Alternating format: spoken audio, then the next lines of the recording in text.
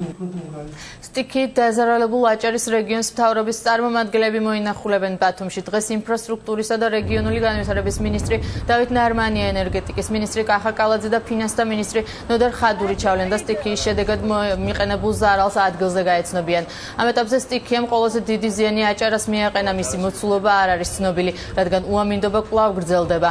ნარმანიას განცხადებით ყველგან შექმნილია სამუშაო ჯგუფები, რომლებიც არსებულ მდგომარეობას სწავლობენ და ზიანის ზუსტი მოცულობა 2-3 დღეში გახდება ცნობილი.